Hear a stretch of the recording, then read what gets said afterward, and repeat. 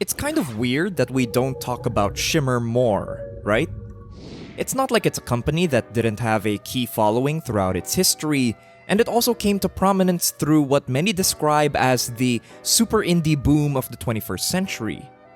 Perhaps it's more difficult to find a place at the table when your competition is ROH or PWG, but even among fans of specifically women's wrestling, I generally see more discussion of the long history of Joshi instead of this single promotion. And that's kind of crazy, isn't it?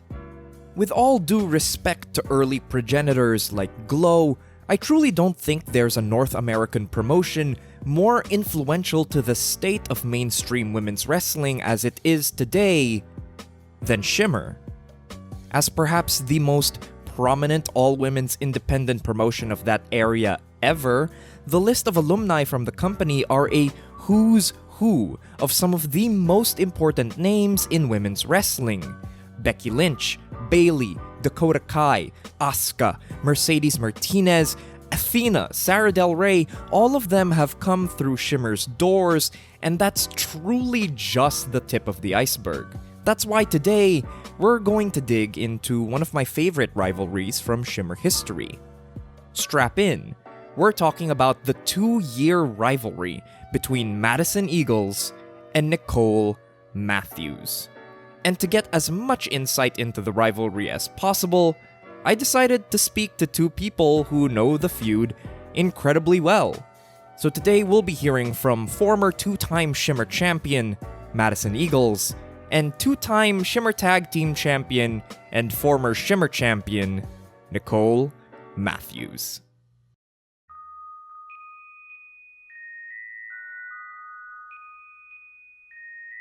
This is what I brought you, this you can keep. This is what I brought you, may forget me. I promise to depart, just promise one thing. Kiss my eyes and lay me to sleep.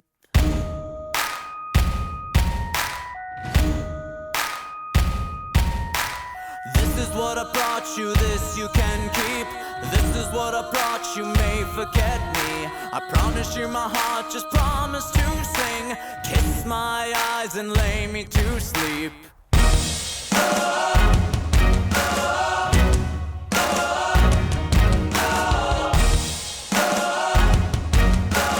Kiss my eyes and lay me to sleep.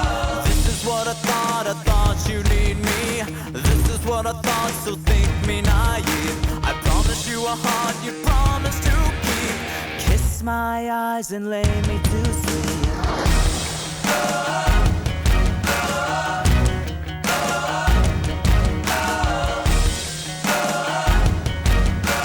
Kiss my eyes and lay me to sleep.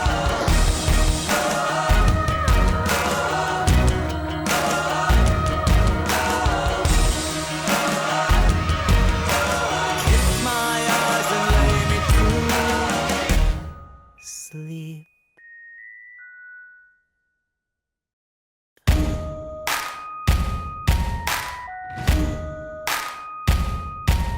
SHIMMER was founded by Dave Prazak and Allison Danger in 2005 as an attempt to provide a platform for women's wrestlers in North America to specifically highlight their abilities in the ring. The idea was to put a greater emphasis on match quality, hence the name SHIMMER Women Athletes. The company very quickly became the go-to destination for women's wrestling in North America. Prazak's close ties to the Ring of Honor promotion led to SHIMMER being recognized as a sister company to the hottest independent promotion of the time, and SHIMMER showcases would occasionally be held on ROH events. The period we'll be taking a close look at comes in the early to mid-2010s. In this time, SHIMMER would host 2 major weekends of tapings every year. Across both nights of the weekend, 4 shows would be taped in a row that would then be distributed via DVD or later on via online venues. It'd always start the night, like the day before when everyone's coming in generally. Like it was rare to have people coming in on the morning of. Yeah. And so it'd be like everyone turning up to the hotel and just like being like, oh my God, like, you know, you're seeing things. It's everyone from everywhere. So that was always like, yeah, it definitely always started the morning before, the day before. Yeah. Lots of bruises at the end of it. I think you can always tell when it's the fourth volume if you're watching the volumes back to back. Because unless you're like in a big adrenaline-filled match, it's like everyone's just moving a little slower for sure. Yeah. And like the chop bruises just get more as you continue. Half the wrestlers have no voice. The schedule structure of doing 4 shows taped in close proximity to each other often allowed the company to have a very focused sense of booking that progressed naturally from show to show. On tape, it looks natural and logical for much of the company's peak run, which is even more impressive given the realities of the logistics of booking dozens of women from all around the world for a single weekend of shows. The card wasn't necessarily structured until the morning of. Yeah. But that's because you have so many girls. Yes. Like, if people are not coming in, like they miss their flights or their flights get cancelled or they're injured or they're sick. Yeah. And it was really hard. It was really hard to coordinate that many people. Who generally was in charge of putting those shows together? Like you mentioned, Portia was helping. Who else was like really the ones structuring the cards, saying what's what backstage at Shimmer? It would kind of switch back and forth, but the mainstays were Prazak, Allison Danger, and Lexi and Portia. I think those were like the main 4. Some people would go in and out, and I would kind of slip in there sometimes. Usually, if like Portia wanted some backup on like a booking thing, and I'd be like, yes, I'll come and help with that. Another key aspect of Shimmer's success and atmosphere is the fact that for the vast majority of its run, it operated solely out of the Berwyn Eagles Club in Illinois. That means that fans often attended every taping in a weekend and were regulars for the company through the years. That was like a really unique part of Shimmer for me to experience, at least, was having the same fans like with you over and over and over. Like in Canada, where like every crowd I'm acting like it's the first time they've ever seen me, because a lot of the time it is the first time they've ever seen me. But like Shimmer, they know who you are, so they're like behind the storylines, and you can kind of tell a bit of a story a little more. That's the closest thing I've experienced to having that type of like TV storyline situation. Even if people weren't there and they missed a taping, there was so much on the internet, like written, like the reviews and everything like that. You could always keep up with it really easy. Mm-hmm. So I think that was really, it gave that exact feel of that regular crowd. They knew it, your music would hit, and within the first bar, they'd know who it was. Yes. Together with the booking team and a talented roster of basically every influential and major North American women's wrestler of the last 2 decades, Shimmer created an exciting, easy-to-watch product with some enduring storylines for those who have been lucky enough to enjoy them.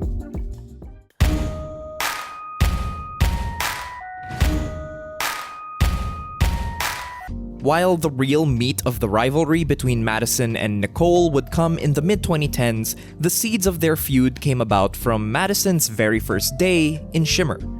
Madison Eagles would debut for Shimmer at Volume 21 in October of 2008. There, she teamed with her trainee Jessie McKay as the Pink Ladies in a tag team gauntlet to crown the inaugural Shimmer Tag Team Champions.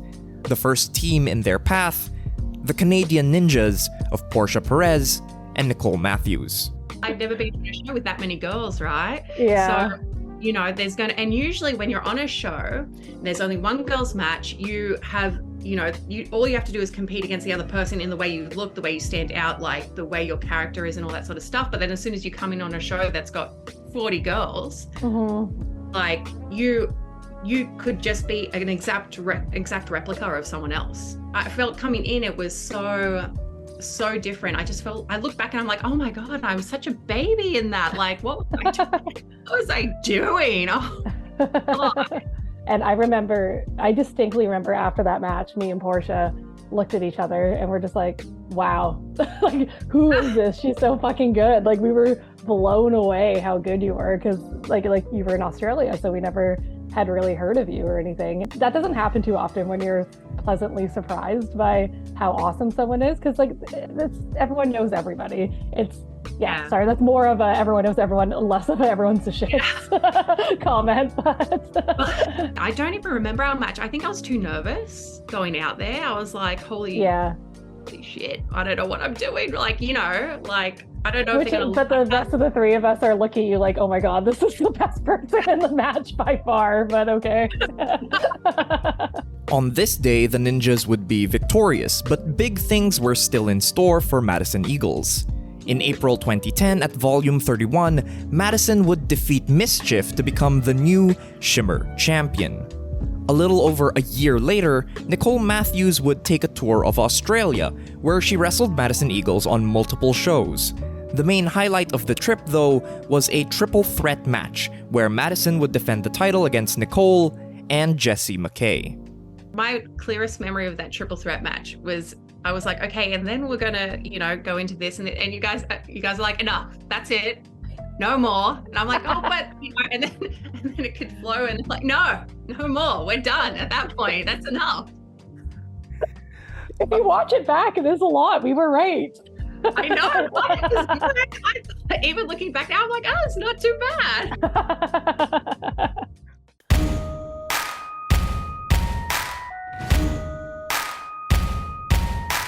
After losing the Shimmer Championship to cheerleader Melissa in October 2011, Madison Eagles would miss all of 2012 due to injury.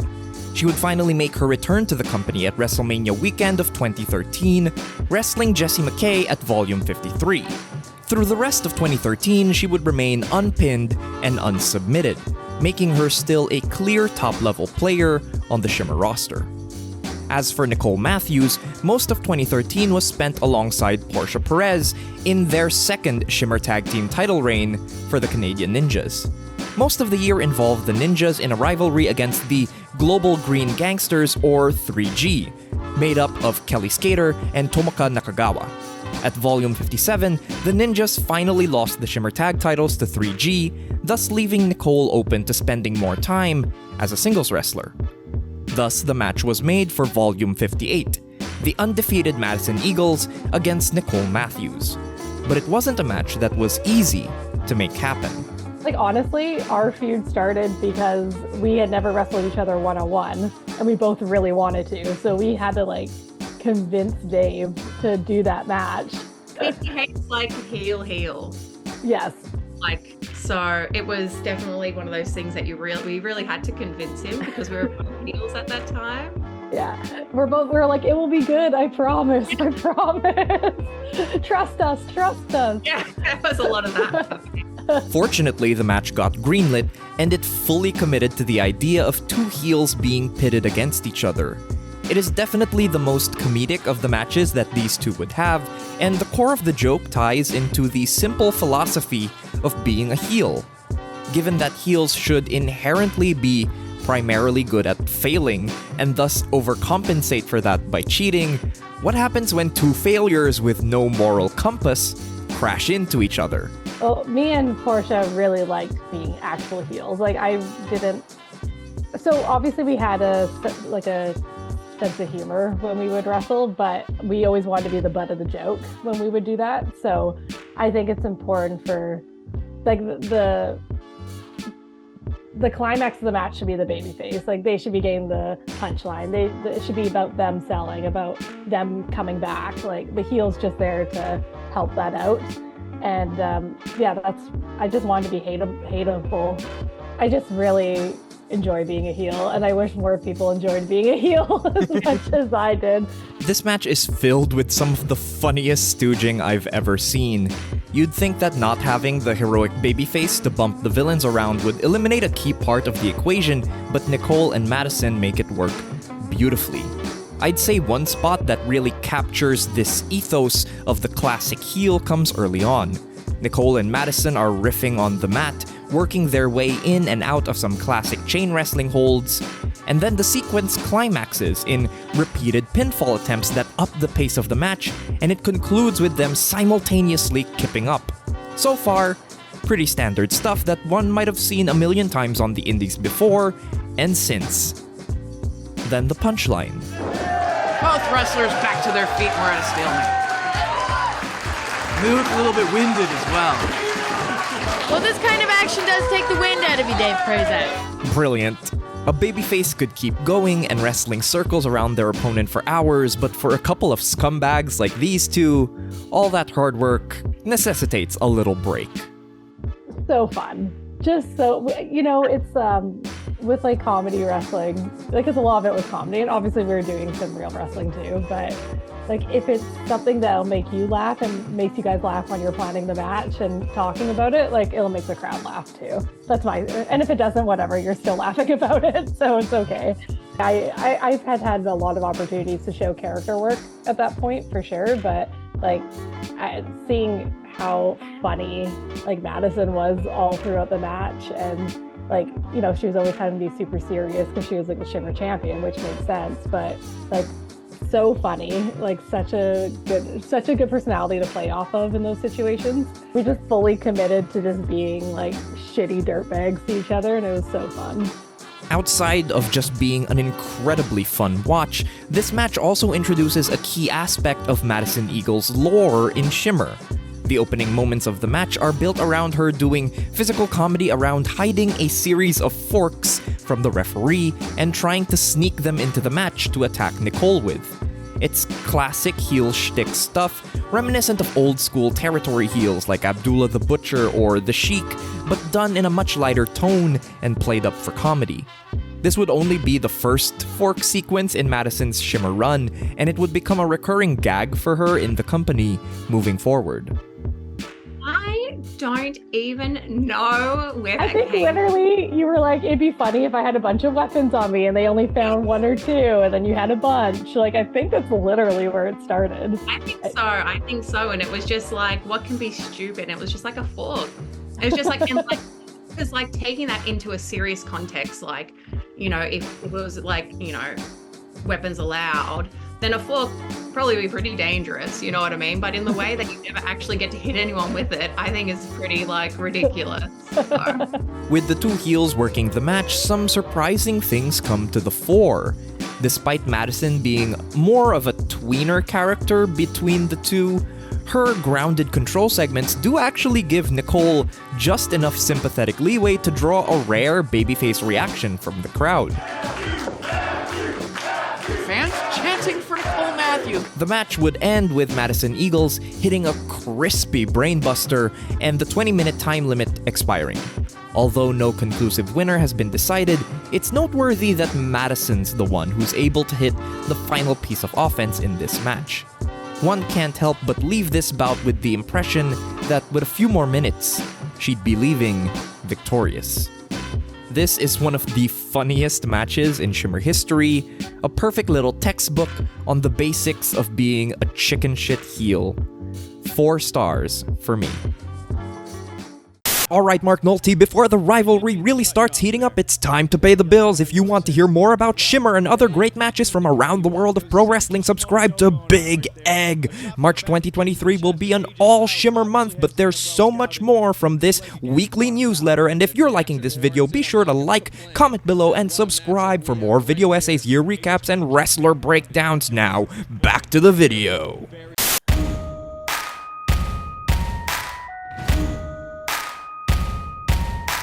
While Madison and Nicole wouldn't interact in the ring for a while after that first match, the feud would continue in small ways throughout the rest of the October 2013 tapings.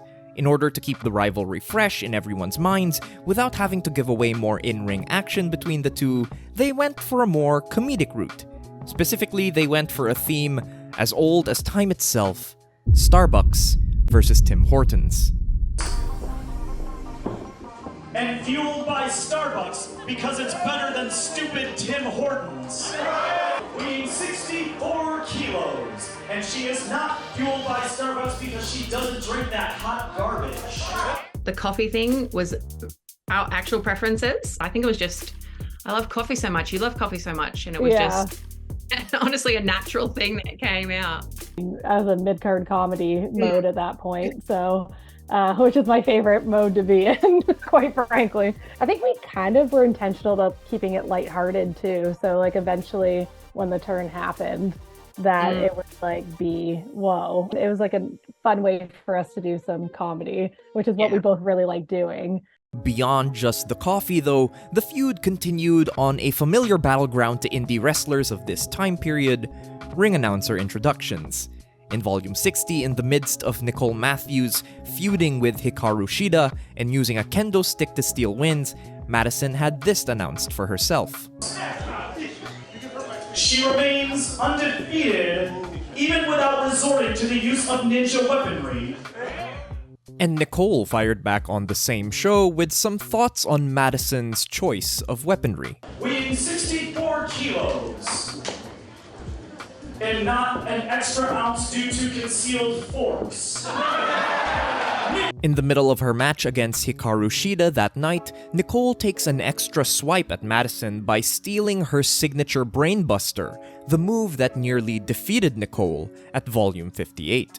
I think we went with Brainbuster because, like, I'm sure, the bound, like, oh fuck, sorry, what's it called again? Hellbound, yeah. Hellbound, yeah, I'm like Eaglebound, that's not it. Hellbound. Thanks. I like couldn't really do that, so we had to go with another move. But Brainbuster was so easy for both of us, I think. Like, it was one of those moves that we do anyway. Like, yeah, exactly. This particular time of the feud sticks with me, especially because as a fan of this era of independent wrestling, ring announcer pettiness and finisher stealing has a very special place in my heart. When I see stuff like that, like with the ring announcing and the finisher stealing, I'm just like, oh my god, it's like Brian and Nigel all over. Slightly less serious version of Nigel and Danielson, probably.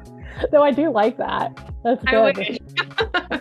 No, but it was just us having fun, to be completely honest with you. Like, everything we did was just fun. Like, we were just having fun together. That's all it was.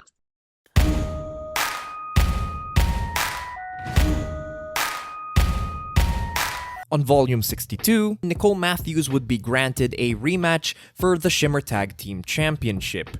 Unfortunately, her fellow Canadian ninja Portia Perez is not in the building, so instead, Nicole has chosen her newest best friend as a partner, Madison Eagles. Even in the segment where Nicole announces Madison as her partner, though, it's clear that these two might not exactly be on the same page. Pretty sure it's because, like, Portia wasn't available, and I'm sure we would have done like a 6-man tag instead if she was, but it just kind of made sense to do it that way.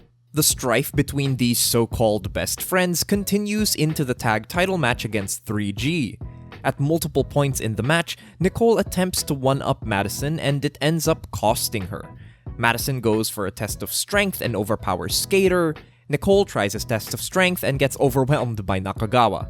Madison catches Nakagawa with a series of double knees, but Nakagawa's always able to intercept Nicole. It's clear that Nicole's spite is costing her, and that these so-called best friends are much closer to enemies in reality. Credit to always our opponents and people we're in there with, because like Skater and like Nakagawa are so good at reacting to stuff. So they're and Bryce was like reffing. Like, we always had great refs too with PJ and Bryce.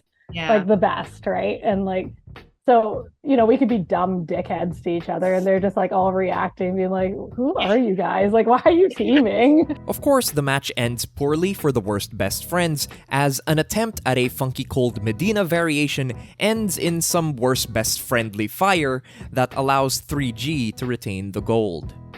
At the April set of tapings, the rivalry would continue. On Volume 64, both women would be in a four-way bout that also involved Evie and Courtney Rush.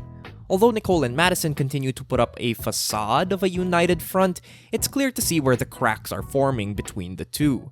At one point, Nicole even gets forcibly thrown into a suicide dive onto Madison, or as she likes to call it, the shit can suicide, a signature bump she'd bring back throughout her career. I wanted, because I started doing suicide dives back home too, and I was a babyface back home, so like made way more sense. But I'm like, I want to bust that out, but how would a heel do a suicide dive? I know, they get forced to do it. Significantly though, one of the key things coming out of this match would not be immediately apparent on screen until the very next volume. Was it against Heidi? Like, was it your wrist? Yes, it was like that was the match before, and then I'd come back from that match and I was like, oh man, my wrist really hurts. Like, it is really sore. And I'm like, I'm just going to tape the shit out of it. So I think I maybe grabbed gaffer as well. Like, it just taped it so it was like more stiff. And I was like, yeah, it's really sore. What's happening? And then by the end of that match, I was like, I think I need to go to the hospital. Yeah. For some painkillers or something, because this is really sore. And they're like, it's broken, you idiot. Yeah, I'm like, oh, weird.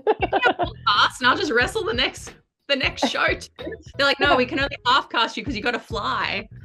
Due to Madison's injury, plans were slightly changed for Volume 65. What had initially been planned as a 6-woman tag pitting the Ninjas and Madison against Evie, Courtney Rush, and Heidi Loveless gets changed instead to the Ninjas teaming with Jessica Havoc. However, Madison would be at ringside, accompanying her worst best friend, not that it would help them win the match any. On Volume 66, Nicole would wrestle Evie in a singles match. Late in the match, Madison would come down to the ring and Nicole would once again try to steal Madison's brainbuster. Madison's presence would end up distracting Nicole though, which would set up her loss to Evie. With tensions having risen between the two over the last few sets of tapings, it was time for them to clash in the ring once again. The long-awaited rematch between Nicole Matthews and Madison Eagles would finally be set for Volume 67 at the October 2014 tapings. The winner of the match would be added to a 3-way Shimmer title match against Athena and defending champion Cheerleader Melissa at Volume 68 later in the day. In a continuation of the tone of their first match, it's revealed that Madison has gone overboard with the forks this time, loading a whole pile of them into her top that fall out before the match begins. Bryce Remsburg is so overwhelmed trying to clean up the mess that Madison's even able to stash some into his pockets to retrieve for later on. There was this thing where backstage, I would never bring my own forks, okay? So I'd always be asking someone to go get me forks or find me forks. And there was like backstage, they'd be like, okay, they'd be really like hesitant to let me borrow the fork. I'm like, yeah, I'm just using it for, whatever, like eating or something. They're like, okay, but you really have to bring it back. I'll be like, okay. I think this time it was just like, no, don't have any. Like, so there's plastic. That's just going to have to work, right? In spite of the lighthearted start, though, the championship implications of the bout seem to have flipped a switch for the tone of the action. There's a lot less buffoonery this time around, and both women seem a little more focused to get a victory using their wrestling abilities. In particular, there's a meaner side of Nicole that's unleashed in this match when Madison misses a big kick in the corner that gives Nicole the chance to target Madison's leg. I think the thought process was, oh, a title's on the line now. Okay, we gotta get more. I'm thinking we gotta get more serious as like my character, but like you're still like we're friends, and you're coming out with plastic forks still. But yeah. I think like because the character Madison Eagles is such an accomplished wrestler, she really doesn't have to take it as seriously as maybe a Nicole Matthews type of wrestler needs to, right? Like I'm like the story, yeah, where you're like, oh, we're still friendly fire, and I'm like, no, now there's a title, like no, I need to beat you now. Yeah, I'm still like, oh, I'm still having fun, right? Like yeah. Although there hasn't been an official turn yet, the latter half of the match does a lot to foreshadow the rest of the rivalry. In spite of Nicole's more aggressive and focused wrestling, it becomes clear that Madison still remains a force of nature to be reckoned with.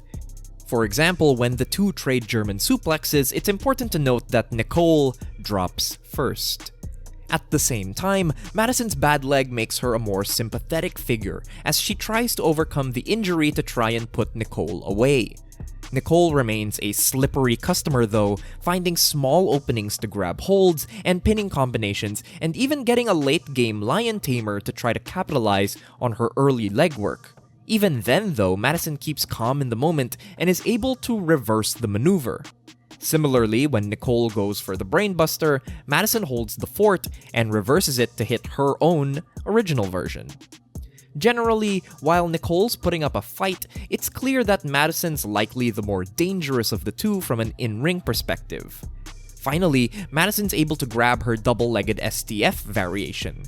Nicole finds just enough strength to worm her legs free though, as Madison clings to the facelock.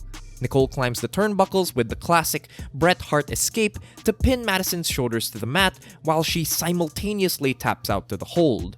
If we're being incredibly strict though, it's worth noting that Nicole starts tapping out before Madison's shoulders get counted down for 3.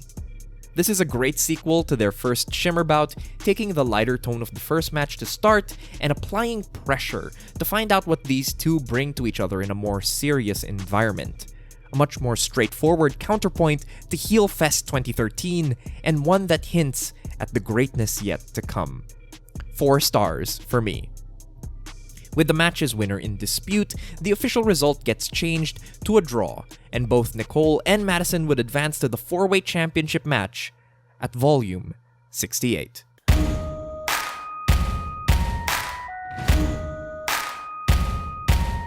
The championship match at Volume 68 would see cheerleader Melissa defend the title against Athena, Madison Eagles, and Nicole Matthews in an elimination bout. Melissa receives the Taz at Anarchy Rules treatment here, being eliminated first from the match after absorbing every finisher from all her opponents, thus ensuring that a new champion is set to be crowned. Although Athena puts up a good fight against the other two, a distraction from a bitter Melissa leaves her vulnerable to be eliminated by Nicole Matthews grabbing a handful of tights. That leaves only Madison Eagles and Nicole Matthews competing to decide who will become the new Shimmer champion.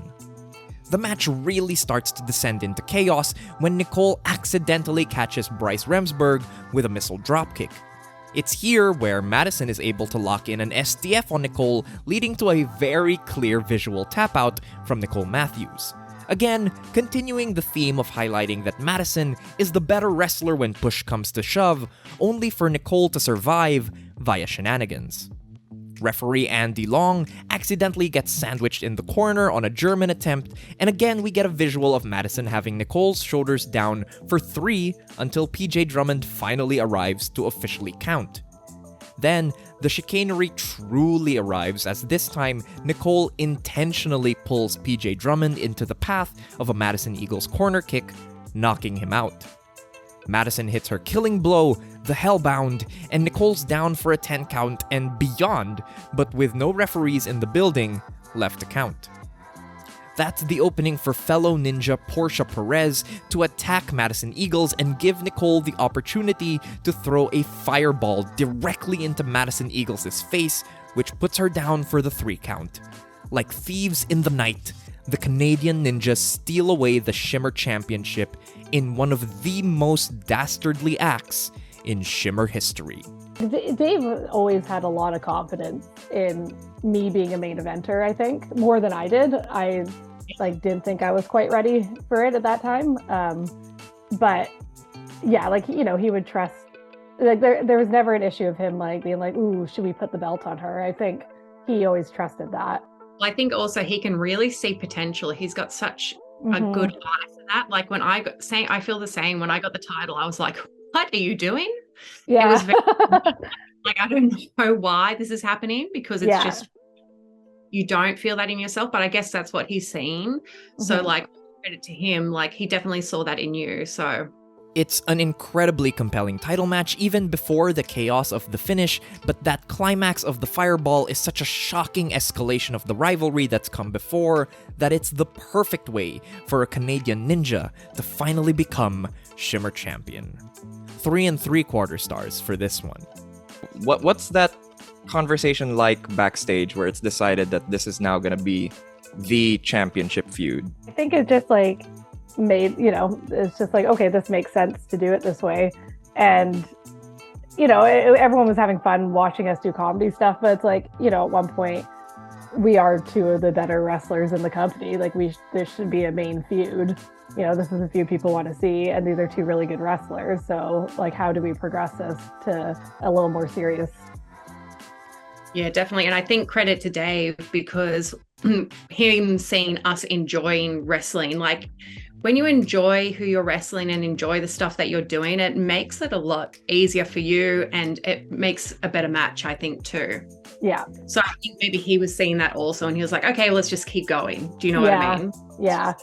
Keep going down this path, because they're having a good time. It's translating over to the audience. It's translating through to the match and stuff like that. So I think that's just sort of, we just kept going because of that too. So something that I think really emphasized that the importance of the fireball, or like the violence or meanness, was because we were so comedic in the before leading up to it. Like it was like pretty lighthearted. So then I think like that was like the change really shocked people, I think, and I think that really put it over the top, because it was like such a shift in feel and in tone, but it still like completely made sense to my character to do that. I feel like the feud, we were sort of doing almost like a match where it sort of slowly builds, like, you know, it starts off easy, you know, and then it gets to that more intense, and then but all of a sudden you got the heel just staying on top and being like, bam. And that was that point, I feel, you know, like that was really solidifying that real shift, like that tonal shift in the actual line that we had going on. Do you remember who showed me how to do the fireball? Who was it? Eddie Kingston. He's backstage. He's like, okay, so you're gonna wanna. He was like showing me how to do it and stuff. I'm like, oh, thank God. And I think he was, and he was like drunk when he was showing me. And then like the next day, I'm like, thank you so much for showing me that. And he's like, what? Like, you did not remember. And we had a backup plan in case, because I was paranoid I wouldn't be able to do it. And we had a fork hidden somewhere. I think you were gonna I was gonna like stab you as our secondary backup option.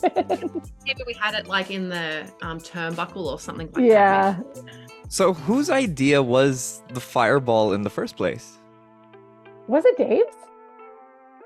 I don't know, because I felt like you just turned up and we were doing it. Do you know I think it was Dave. Yeah. I don't think it came from me.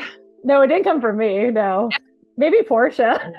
Yeah, that would be such a Portia idea.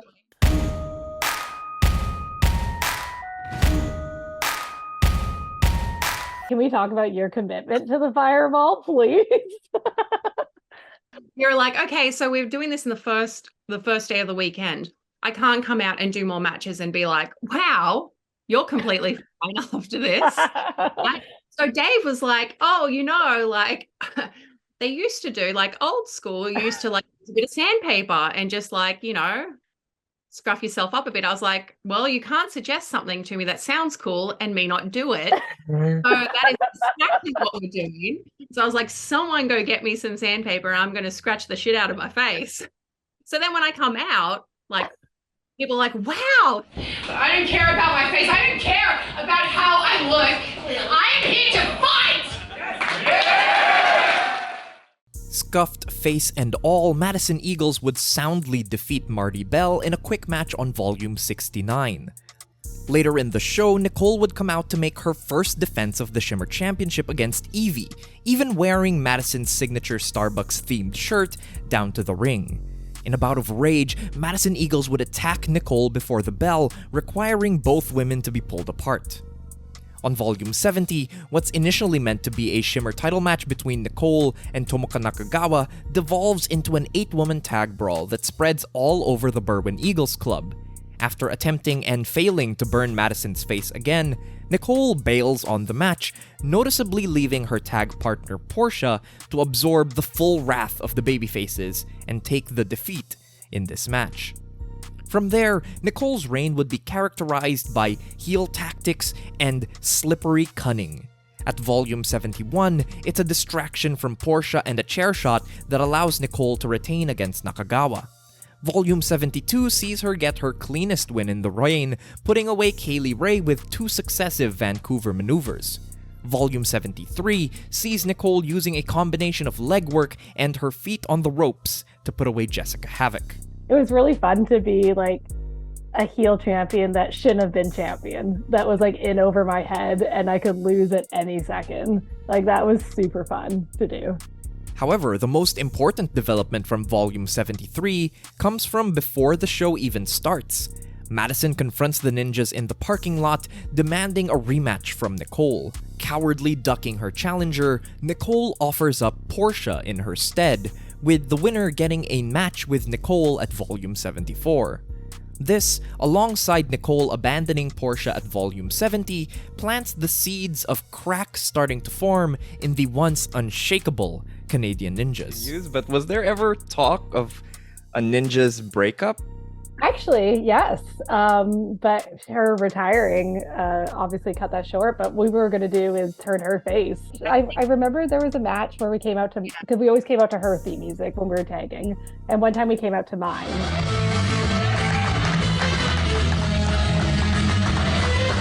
And that was supposed to be the start of me starting to get too big for my britches and like be a even shittier friend to her than I was. We were definitely planting the seeds to that, to me abandoning her a lot and like blaming her for losses and all that stuff. After an attempted interference from Nicole ends poorly for the Ninjas, Madison Eagles defeats Portia Perez to finally get her one-on-one championship rematch against Nicole Matthews at Volume 74.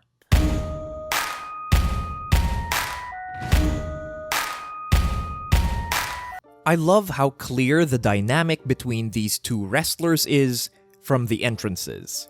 Once a dastardly champion in her own right, Madison Eagles is now wearing out her own hand, high-fiving literally every fan in the front row of the Berwyn Eagles Club. She's in high spirits, confident in her abilities to take the title away now that she can get her hands on Nicole one-on-one.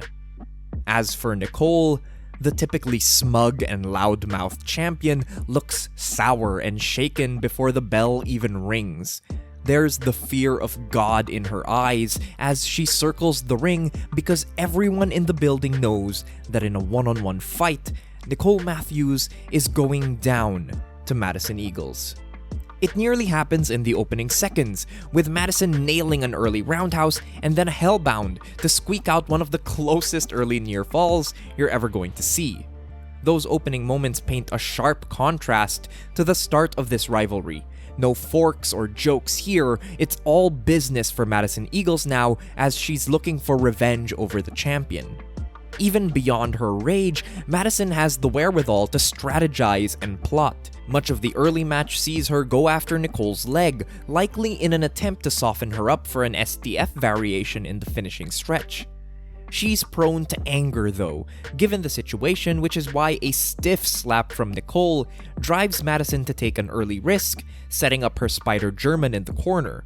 It's the opening Nicole needs to drive Madison's head into the ring post and seize control. Nicole works over Madison's neck, but again, when push comes to shove, Madison is truly a force of nature to be reckoned with.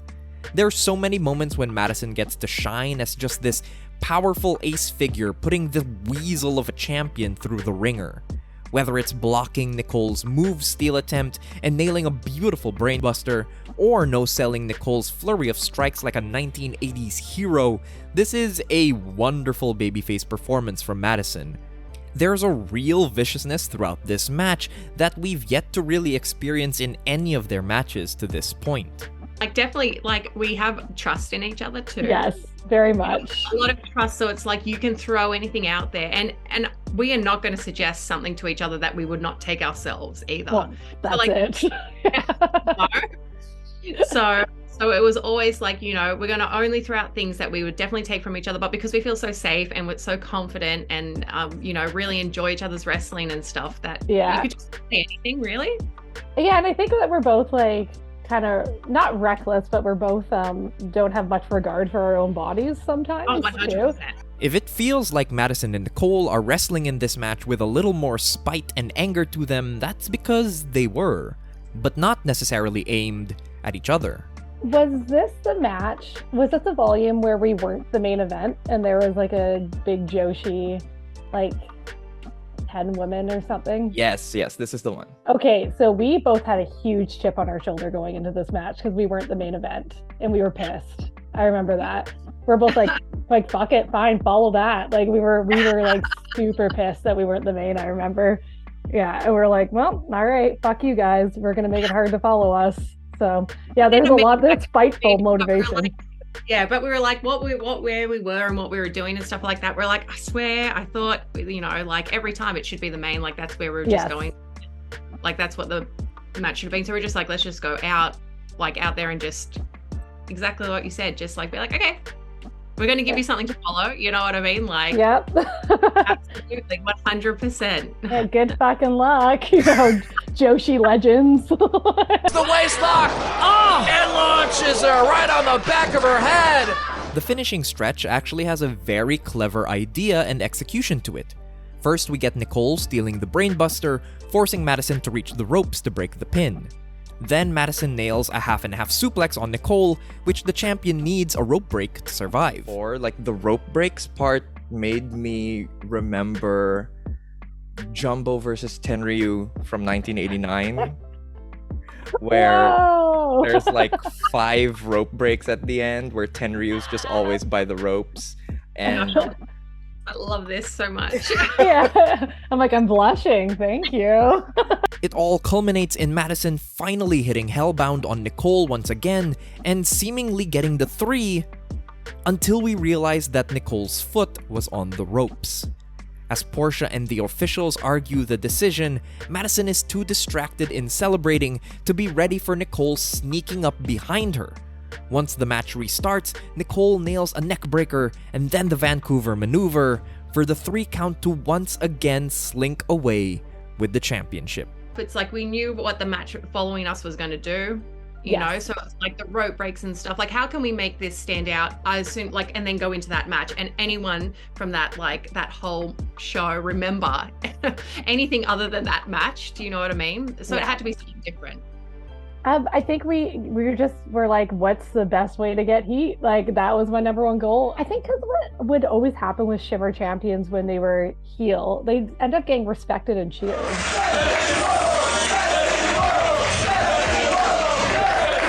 So, like, we wanted this to be the complete opposite of that. Like, I didn't want anyone respecting me as champion. So anytime I won, I wanted to be as, like, dirtbaggy as possible, you know? Like, just like begging for, and we just wanted them begging for Madison to kill me.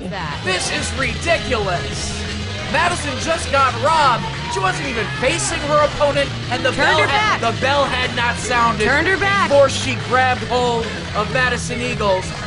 The match had not restarted yet. That is unfair. Between the viciousness these two wrestled the whole match with, really highlighting the personal nature the feud had gotten to, and the cleverness of building the final moments around multiple rope breaks so that the viewer is primed for the dusty finish, this is perhaps one of the most tightly structured and well-executed matches that I've ever seen from Shimmer. It also highlights the solid booking all the way through, making this the best Shimmer match I've ever seen yet. 4.25 stars for me.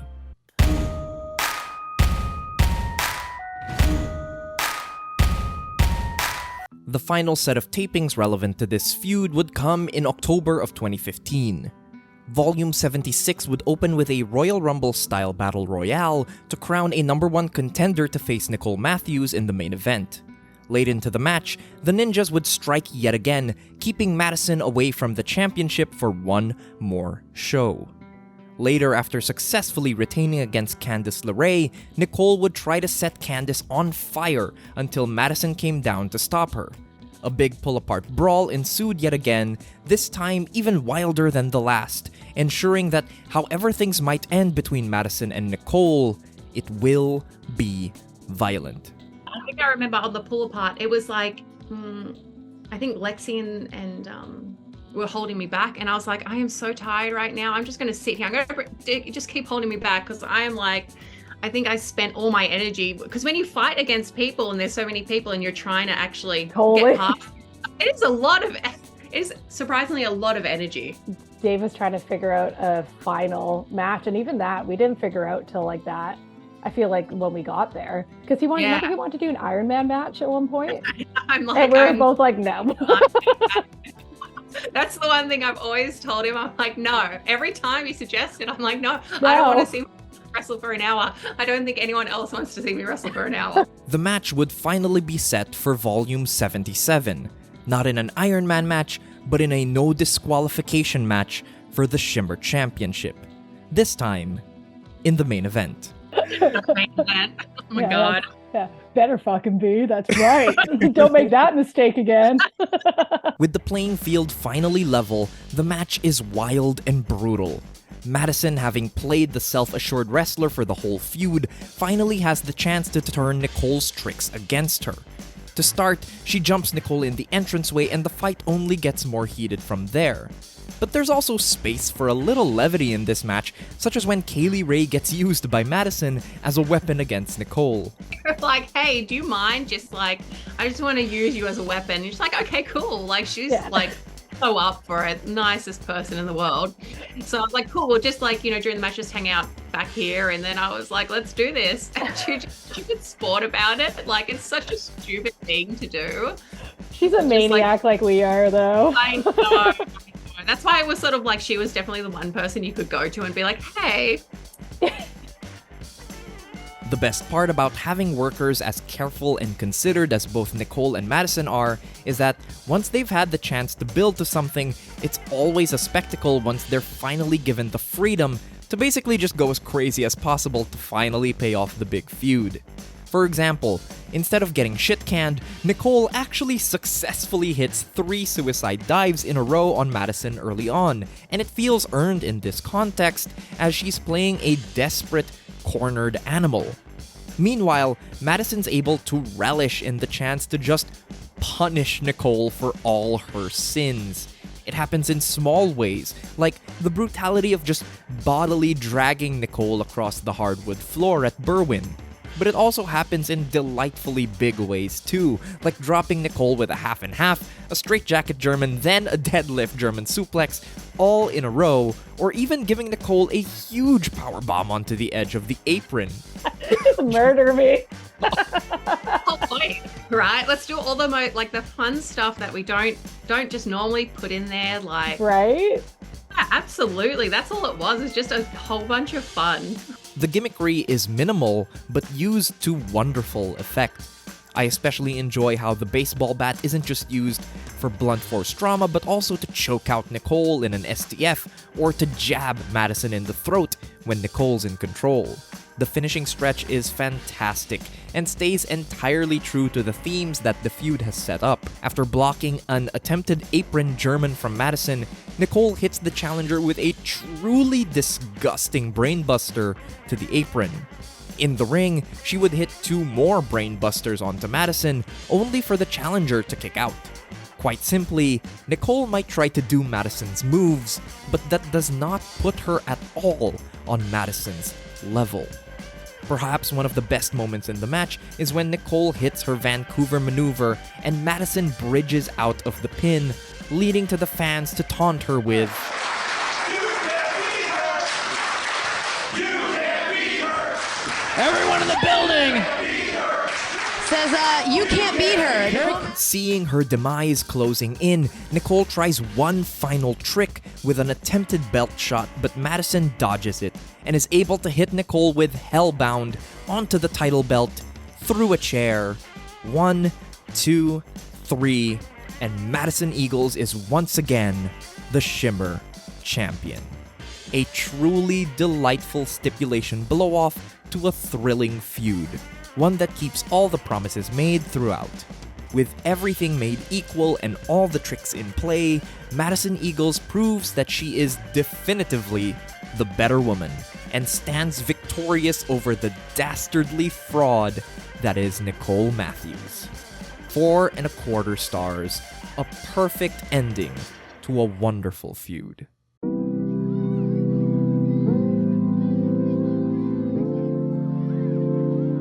I feel like through a lot of, especially the start of the feud, I had a lot going on in my personal life. Like we go out there and we try to take the fans away from, like we try to engross them in the story and take them out of the, problems that they're having in their lives. But I felt like this feud took me out of problems that I was having in my life, and really made me feel good. I was like around Nicole and like all these really good people that we'd hang out with. It was always like the Australians and the Canadians. So it was just like, just having you and all those people and like something to really look forward to, and really that just made me go, as soon as I'm here, there is nothing else, that's outside of this. It made me, it's really close to my heart in that way.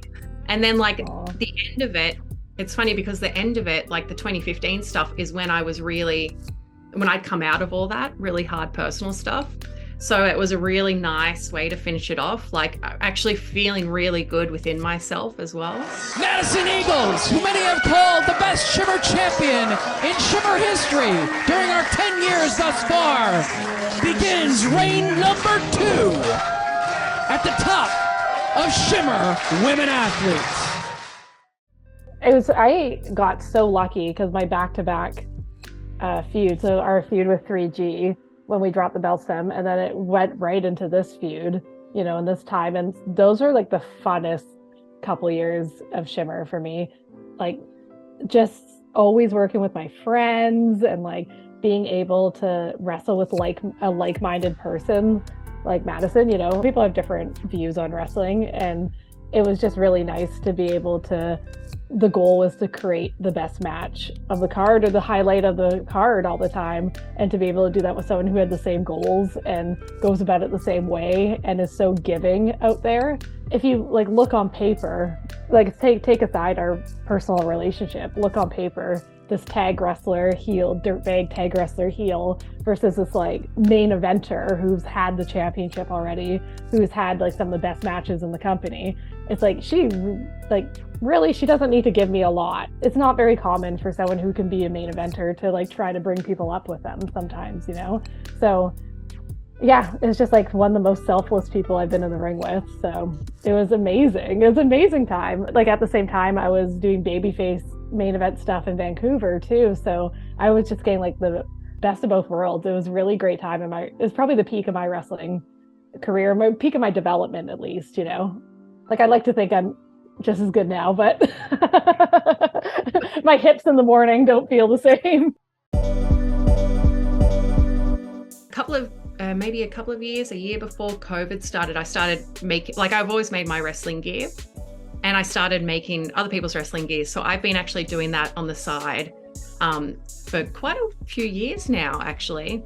But like COVID and everything like that, the Me Too movement, that sort of really got me really down about a lot of stuff, which was, I know, hard for everyone.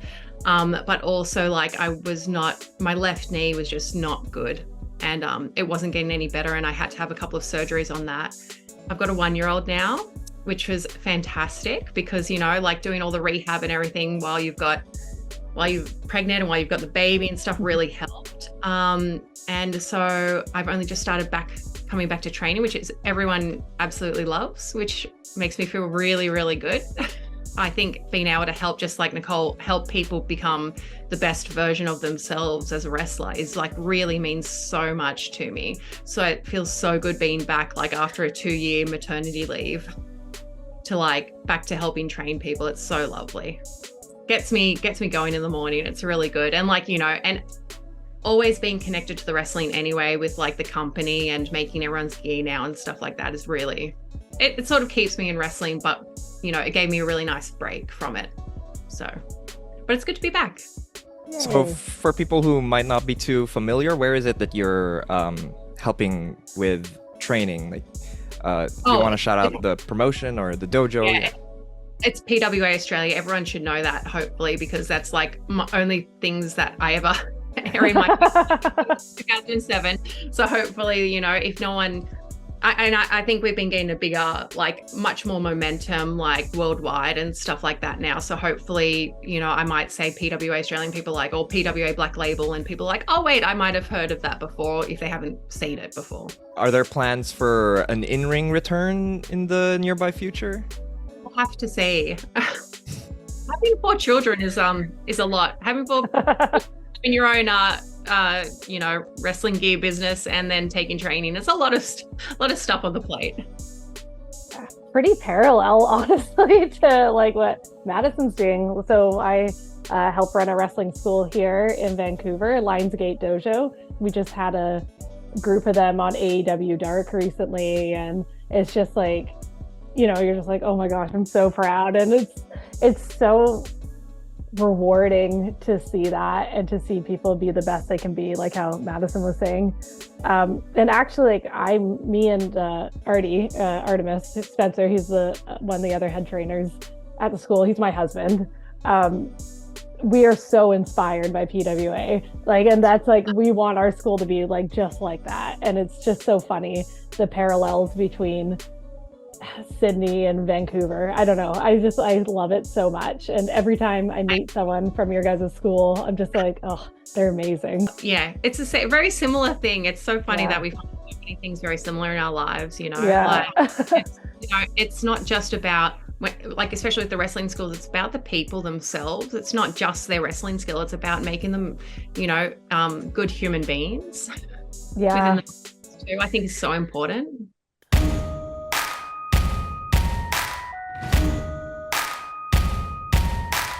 Even if it's just one feud out of many across a nearly 2-decade existence now, the rivalry between Madison Eagles and Nicole Matthews demonstrates so many of the qualities that I love about Shimmer at its best.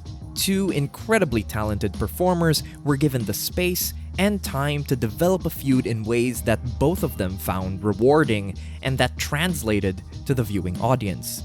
Even rediscovering it years after the fact, it still has that same potency, from the comedic stylings of its early days to the classic heated nature of the eventual championship chase. It's a feud that, much like Shimmer itself, can be easy to miss based on everything else around it. By the time Nicole and Madison had their no DQ match in October 2015, women like Sasha Banks and Bayley were making headlines, wrestling for the WWE instead.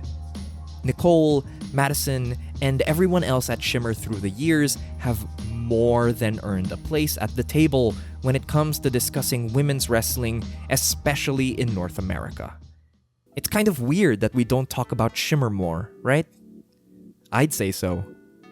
But if you're asking me, Nicole Matthews versus Madison Eagles is a pretty good place to start. Thank you everybody for making it to the end of this video. This was such a fun one to put together, and I'm glad if you guys stuck around and enjoyed what you saw. Of course, I want to send a massive thank you to both Madison Eagles and Nicole Matthews for sharing their time, their memories, and insight with me for this video. I am incredibly grateful to them.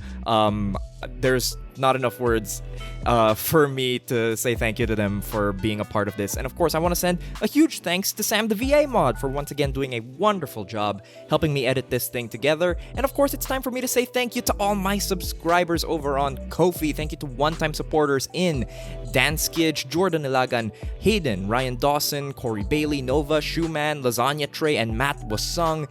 And thank you so much to my monthly supporters in James Draper, Captain Jack Heartless, Eddie Roberts, Jacob Dickens, Chick Fritz, Spiders in My Bed, Timothy R. Buchner, In the Lane, Donald Maddock, Peter Vinnison, Kid King Pin, Joe Humphreys, Christopher Jackson, Saltine Daltine, Four Pillars of Hell, Sean Emily, Mason Rollison, Carve Cutta, Vic, Jacob VR, Craig Jones, Merch Table Mafia, Clem DK, Suitcoat Man, Ando Commando, Shane, Vibe MD, Christoph, Quentin Besnahard, Christopher Richards, Dom G, Austin Shermer, Ben Rowe, Wrestling Playlists, Woo! Francois Dubuc, Justin Roberge, Shane Longoria, 630 Centon, and Pro Wrestling Outsider. You guys are absolutely awesome. Thank you so much for supporting the channel and the video. You guys have been absolutely great. Thank you again, and have a good one.